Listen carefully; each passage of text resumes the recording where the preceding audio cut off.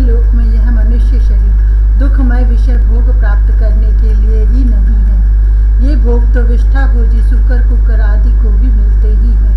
इस शरीर से दिव्य तप ही करना चाहिए जिससे अंतःकरण शुद्ध हो, क्योंकि इसी से अनंत ब्रह्म आनंद की प्राप्ति होती है।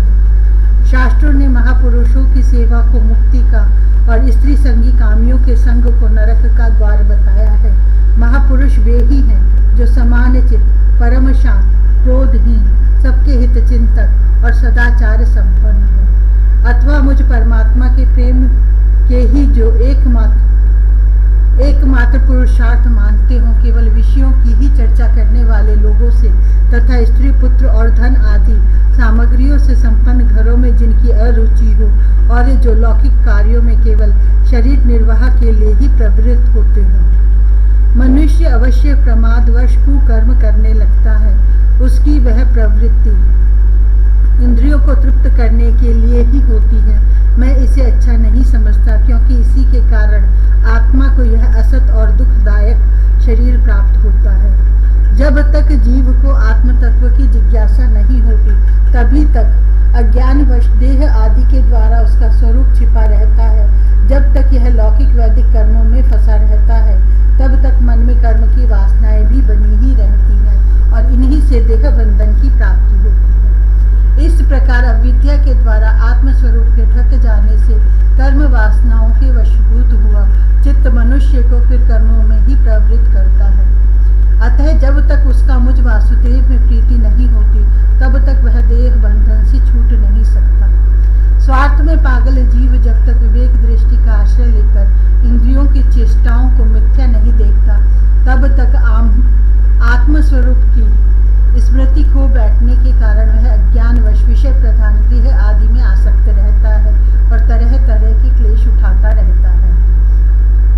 स्त्री और पुरुष इन दोनों का जो परस्पर दाम्पत्य भाव है, इसी को पंडित जन उनके हृदय की दूसरी स्थूल और दुर्भेद्य ग्रंथि कहते हैं। देह अभिमान रूपी एक एक सूक्ष्म ग्रंथि तो उनमें अलग अलग पहले से ही है। इसी के कारण जीव को देह इंद्रियादि के अतिरिक्त घर, खेत, पुत्र, स्वजन और धन आदि में भी मैं और मेरेपन का मोह हो जाता है।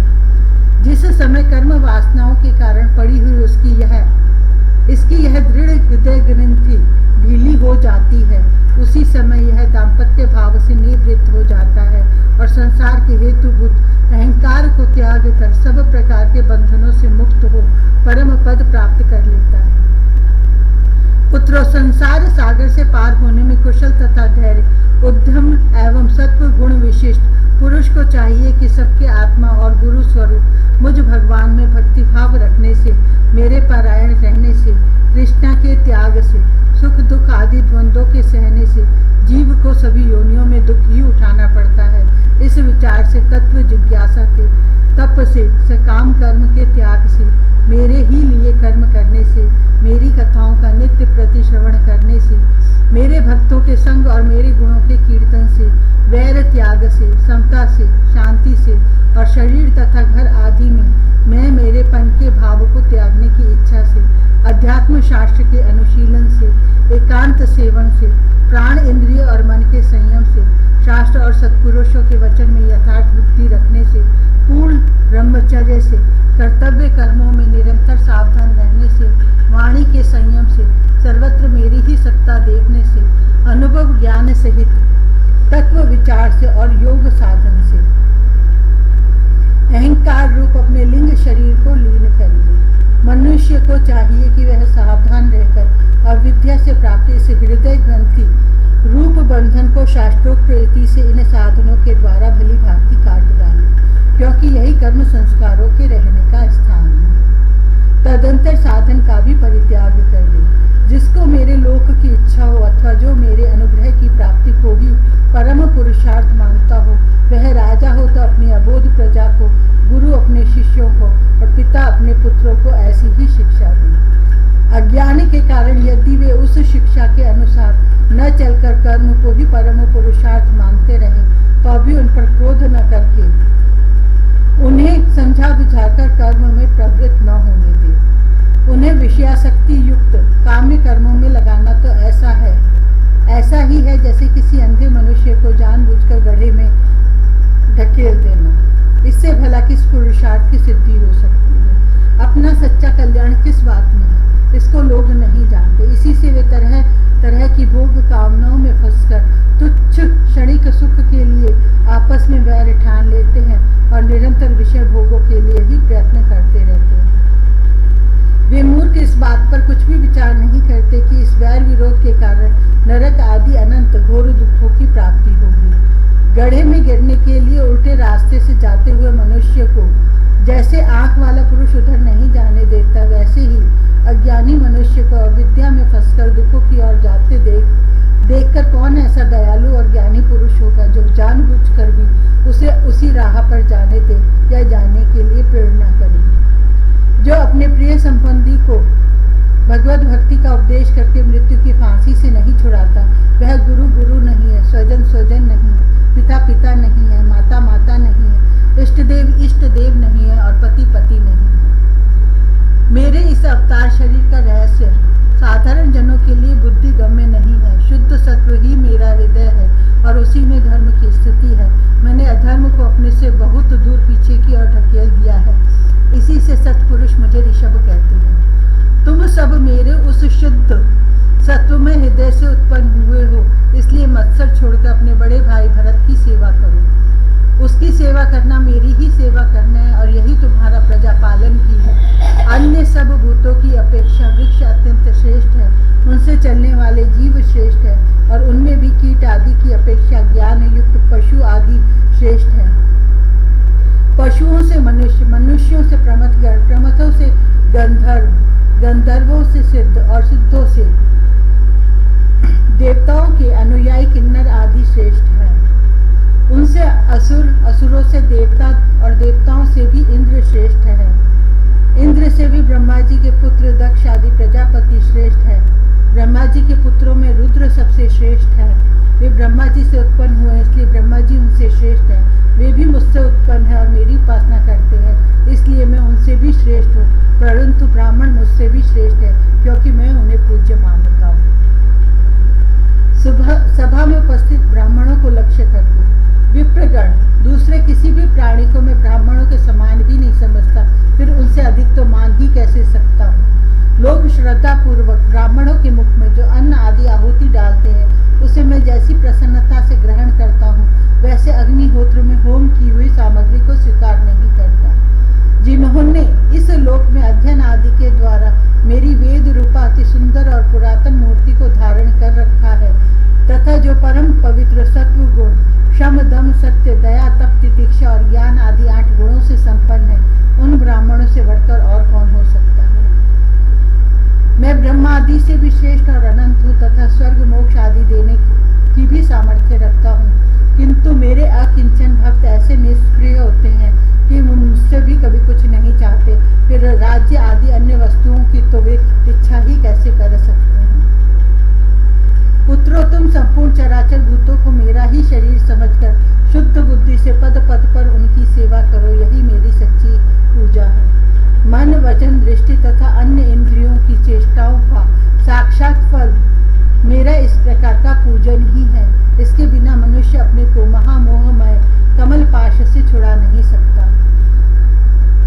श्री सुखदेव जी कहते हैं, राजन, ऋषभ देव जी के पुत्र यद्यपि स्वयं ही सब प्रकार सुशिक्षित थे, तो भी लोगों को शिक्षा देने के उद्देश्य से महाप्रभावशाली परम सुहृद भगवान ऋषभ ने उन्हें इस प्रकार उपदेश दिया। ऋषभ जी के 100 पुत्रों में भरत सबसे बड़े थे। वे भगवान के परम भक्त और भगवत भक्तों के परायण थे। ऋषभ देव जी ने पृथ्वी का पालन करने के लिए उन्हें राजगद्दी पर बैठा दिया और स्वयं उपशमशील, निवृत्ति परायण, महामुनियों के भक्ति, ज्ञान और वैराग्य रूप परम हंसोचित धर्मों की शिक्षा देने के लिए बिल्कुल विरक्त हो गए। केवल शरीर मात्र का परिग्रह रखा और सब कुछ घर पर रहते ही छोड़ दिया। अब वे वस्त्रों का भी त्याग करके सर्वथा दिगंबर हो गए। इस समय उनके बाल बिखरे हुए थे, उन्मत्त का सा वेश था। इस स्थिति में वे आहवनीय अग्निहोत्र की अग्नियों को अपने में ही लीन करके सन्यासी हो गए और ब्रह्मावर्त देश से बाहर निकल गए। वे सर्वथा मौन हो गए थे। कोई बात करना चाहता तो बोलते नहीं थे। जड़, अंधे, बहरे, गूंगे, पिशाच और पागलों की सी चेष्टा करते हुए वे अवधूत बने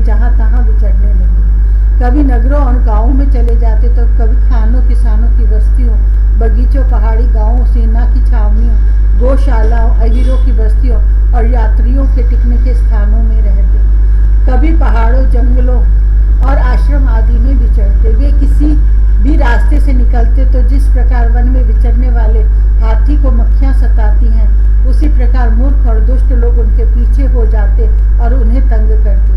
कोई धमकी देते, कोई मारते, कोई पेशाब कर देते, कोई थूक देते, कोई ढेला मारते, कोई विष्ठा और धूल फेंकते, कोई अधुवायु छोड़ते और कोई खोटी खरी सुनाकर उनका तिरस्कार करते। किंतु वे इन सब बातों पर जरा भी ध्यान नहीं देते। इसका कारण यह था कि भ्रम से सत्य कहे जाने वाले इस मिथ्या शरीर में उनकी अहंता ममता तनिक भी नहीं थी। वे कार्य कारण रूप संपूर्ण प्रपंच के साक्षी होकर अपने परमात्मा स्वरूप में ही स्थित थे, इसलिए अखंड चित्त वृत्ति से अकेले ही पृथ्वी पर विचरते रहते थे। यद्यपि उनके हाथ, पैर, छाती, लंबी लंबी बाहें, कंधे, गले और मुख आदि अंगों की बनावट बड़ी ही सुकुमार थी।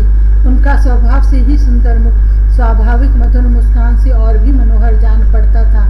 नेत्र नवीन कमल दल के समान बड़े ही सुहावने, विशाल एवं कुछ लाली लिए हुए थे। उनकी पुतलियां शीतल एवं संतापहारिणी थी। उन नेत्रों के कारण वे बड़े मनोहर जान पड़ते थे। कपोल, कान और नासिका छोटे बड़े न होकर समान एवं सुंदर थे तथा उनके अस्फुट हास्य युक्त मनोहर मुखारविंद की शोभा को देखकर पूर्ण नारियों के चित्त में कामदेव का संचार हो जाता था। तथापि उनके मुख के आगे जो भूरे रंग की लंबी लंबी घुंघराली लटें लटकी रहती थी, उनके महान भार और अवधूतों के समान धूलि भी शरीर देह के कारण वे ग्रहग्रस्त मनुष्य के समान जान पड़ते थे। जब भगवान ऋषभ देव ने देखा कि यह जनता योग साधन में विघ्न रूप है और इससे बचने का उपाय विभत्स वृत्ति से रहना ही, तब उन्होंने अजगर वृत्ति धारण कर ली। वे लेटे ही लेटे खाने पीने, चबाने और मल मूत्र त्याग करने लगे। वे अपने त्यागे हुए मल में लोट लोट कर शरीर को उससे सान लेते, किंतु उनके मल में दुर्गंध नहीं थी, बड़ी सुगंध थी और वायु उस सुगंध को लेकर उनके चारों ओर 10 योजन तक सारे देश को सुगंधित कर देती थी। इस प्रकार गौ, मृग और काक आदि की वृत्तियों को स्वीकार कर वे उन्हीं के समान कभी चलते हुए, कभी खड़े खड़े, कभी बैठे हुए और कभी लेटे लेटे ही खाने पीने और मल मूत्र का त्याग करने लगते थे। परीक्षित, परमहंसों को त्याग के आदर्श की शिक्षा देने के लिए इस प्रकार मोक्षपति भगवान ऋषभ देव ने कई तरह की योगचर्याओं का आचरण किया। वे निरंतर सर्वश्रेष्ठ महान आनंद का अनुभव करते रहते थे। उनकी दृष्टि में निरुपाधिक रूप से संपूर्ण प्राणियों के आत्मा अपने आत्मस्वरूप भगवान वासुदेव से किसी प्रकार का भेद नहीं था, इसलिए उनके सभी पुरुषार्थ पूर्ण हो चुके थे। उनके पास आकाश गमन, मनोजवित मन की गति के समान ही शरीर का भी इच्छा करते ही सर्वत्र पहुंच जाना, अंतर्ध्यान, परकाय प्रवेश, दूसरे के शरीर में प्रवेश करना, दूर की बातें सुन लेना और दूर के दृश्य देख लेना आदि सब प्रकार की सिद्धियां अपने आप ही सेवा करने को आई, परंतु उन्होंने उनका मन से आदर या ग्रहण नहीं किया।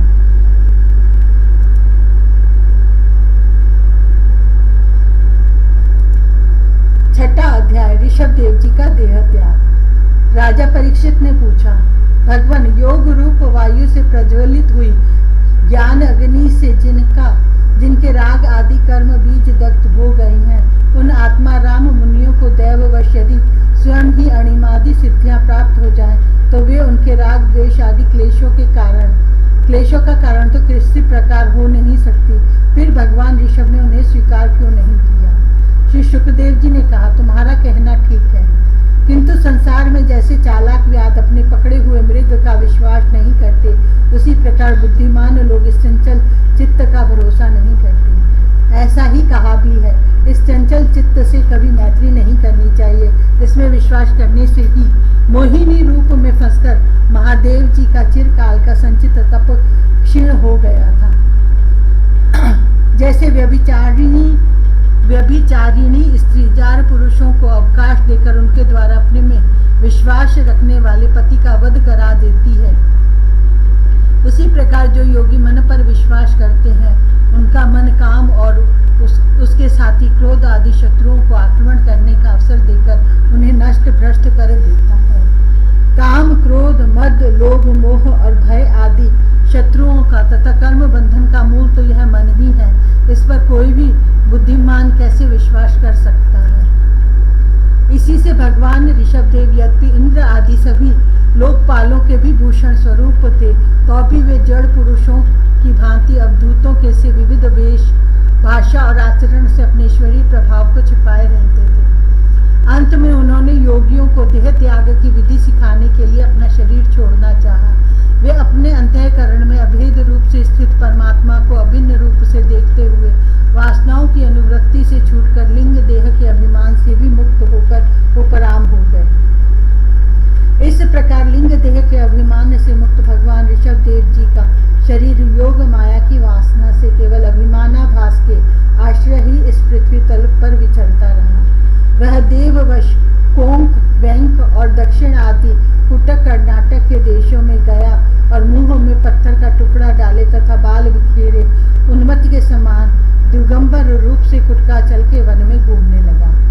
इसी समय झज्झावत से झकझोरे हुए बांसों के घर्षण से प्रबल दावाग्नि धधक उठी और उसने सारे वन को अपनी लाल लाल लपटों में लेकर ऋषभदेव जी के सहित भस्म कर दिया। राजन, जिस समय कलयुग में अधर्म की वृद्धि होगी, उस समय कोंक, वेंक और कुटक देश का मंदमती राजा अरहत वहां के लोगों से ऋषभदेव जी के आश्रमातीत आचरण का वृत्तांत सुनकर तथा स्वयं उसे ग्रहण कर लोगों के पूर्व संचित पाप फल रूप होनहार के वशीभूत हो भय रहित स्वधर्म पथ का परित्याग करके अपनी बुद्धि से अनुचित और पाखंडपूर्ण कुमार्ग का प्रचार करेगा। उससे कलयुग में देव माया से मोहित अनेकों अधम मनुष्य अपनी शास्त्रविहित शौच और आचार को छोड़ बैठेंगे। अधर्म बहुल कलयुग के प्रभाव से बुद्धिहीन हो जाने के कारण स्नान न करना, आचमन न करना, अशुद्ध रहना, केश नुचवाना आदि ईश्वर का तिरस्कार करने वाले पाखंड धर्मों को मनमाने ढंग से स्वीकार करेंगे और प्रायः वेद, ब्राह्मण एवं भगवान यज्ञ पुरुष की निंदा करने लगेंगे। वे अपनी इस नवीन अवैधिक स्वेच्छाकृत प्रवृत्ति में अंध परंपरा से विश्वास करके मतवाले रहने के कारण स्वयं ही घोर नरक में गिरेंगे। भगवान का यह अवतार रजोगुण में भरे हुए लोगों को मोक्ष मार्ग की शिक्षा देने के लिए ही हुआ था। इसके गुणों का वर्णन करते हुए लोग इन वाक्यों को कहा करते हैं, अहो 7 समुद्रों वाली पृथ्वी के समस्त द्वीप और वर्षों में यह भारतवर्ष बड़ी ही पुण्य भूमि है, क्योंकि यहाँ के लोग श्री हरि के मंगलमय अवतार चरित्रों का गान करते हैं। अहो महाराज प्रियव्रत का वंश बड़ा ही उज्जवल एवं सुयशपूर्ण है, जिसमें पुराण पुरुष श्री आदि नारायण ने ऋषभ अवतार लेकर मोक्ष की प्राप्ति कराने वाले पारमहंस्य धर्म का आचरण किया। अहो इन जन्म रहित भगवान ऋषभदेव के मार्ग पर कोई दूसरा योगी मन से भी कैसे चल सकता है, क्योंकि योगी लोग जिन योग सिद्धियों के लिए लालायित होकर निरंतर ये प्रयत्न करते रहते हैं, इन्होंने अपने आप प्राप्त होने पर भी असत समझकर त्याग दिया था। राजन, इस प्रकार संपूर्ण वेद, लोक, देवता, ब्राह्मण और गौओं के परम गुरु भगवान ऋषभदेव का यह विशुद्ध चरित्र मैंने तुम्हें सुनाया। यह मनुष्यों के समस्त पापों को हरने वाला है। जो मनुष्य इस परम मंगलमय पवित्र चरित्र को एकाग्र चित्त से श्रद्धापूर्वक निरंतर सुनते या सुनाते हैं, उन दोनों की ही भगवान वासुदेव में अनन्य भक्ति हो जाती है।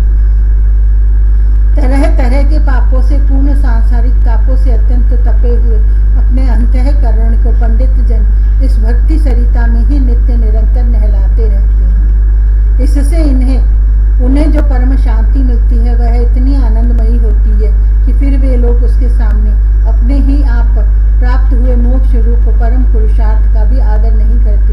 भगवान के निज जन हो जाने से ही उनके समस्त पुरुषार्थ सिद्ध हो जाते हैं।